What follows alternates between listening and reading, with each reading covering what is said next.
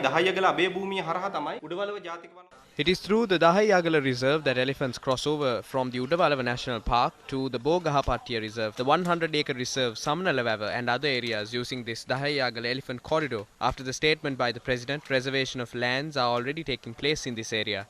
Lands of 2 to 5 acres are being separated from this area, where you find some of the main tanks in the region, the Putupitiya Vawa, the Ranavara Palace Vawa and the Popunuthanna Vawa. The lands around these 3 tanks are mainly being distributed as such.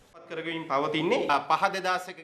5/2001 circular has been changed and instead the 1/2020 circular has been introduced, through which close to 700,000 forests in Sri Lanka have been made vulnerable. Accordingly, various parties have started taking over these forest areas, especially when the forest and wildlife officers go to these areas. They are made helpless. They have been forced not to enact the laws and even remove court cases which are years old. This has led to the violation of the sovereignty of the law. Through the discussion with the village program, we saw how the forest areas of the Veherakadaya village in Polonnaruwa, which belongs to the Somawati Reserve, and the floodplains have been approved to be cleared.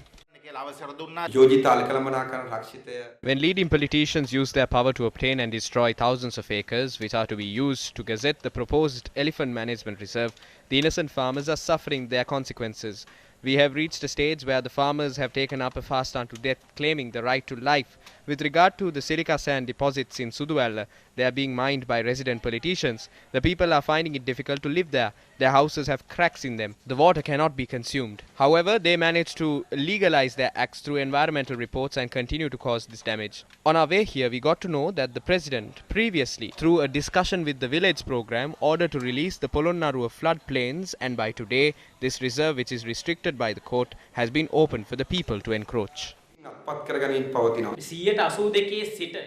From an 82% forest cover in 1881, the cover has been reduced to 17% as of today. But the government is saying a blatant lie by claiming that this is at 29.6%. Through the 2/2006 circular, former President Mahinda Rajapaksa, once he came into power, reclaims forest areas which were previously made reserves. As an extension to this circular, today President Gotabaya Rajapaksa is releasing other state forests to the jurisdiction of the Pradeshia Sabhas and district secretariats, which means the decisions made by the previous rulers for 30 to 40 years to conserve the forests of this country have been overturned. Then what does it say in the Vistas of Prosperity and Splendor policy document? At least in 20 pages, they talk about how minerals will be used in the construction industry, how they will combat the sand racketeers, how to increase the forest cover, and how to create an environment for sustainable development in the country. But what is happening now? In the very first cabinet decision, they decide to make room for the sand smugglers instead of suppressing them.